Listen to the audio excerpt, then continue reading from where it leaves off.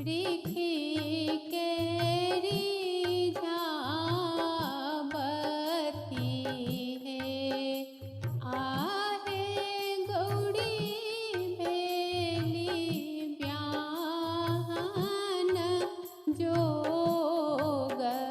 करब बड़ सुंदर है आहे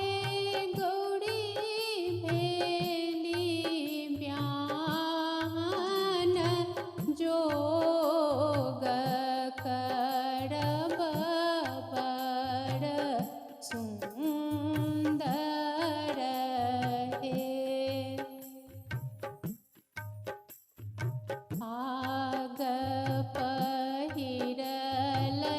हेमंतरी की चलला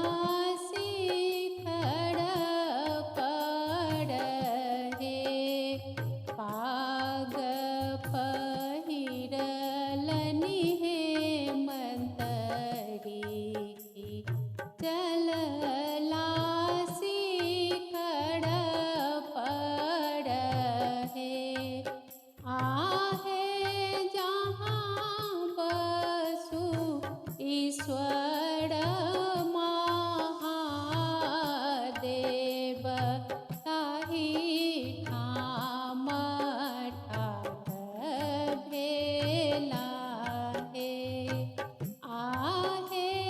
जहाँ बसु ईश्वर महादेव ताहि ठाम चली भेला है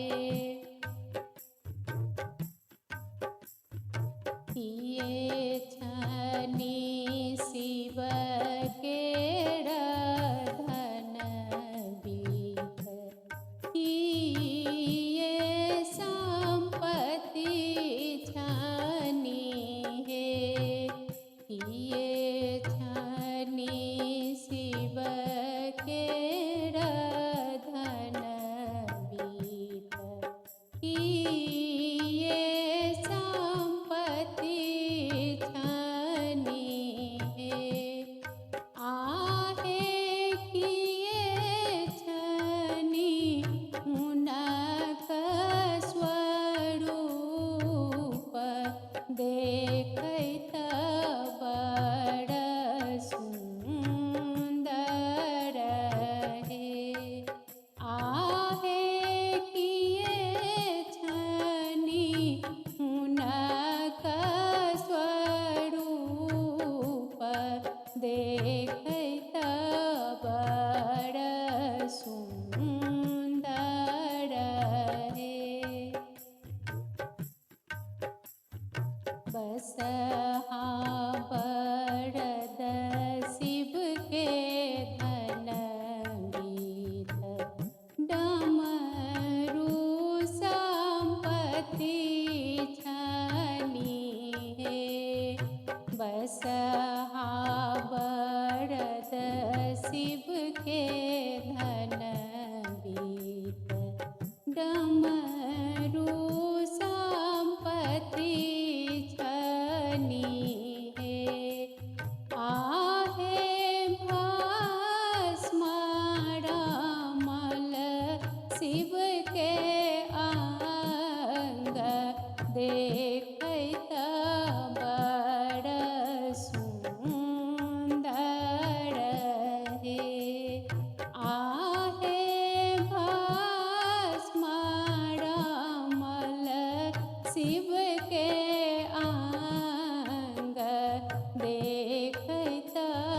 बड़ सुंदर है।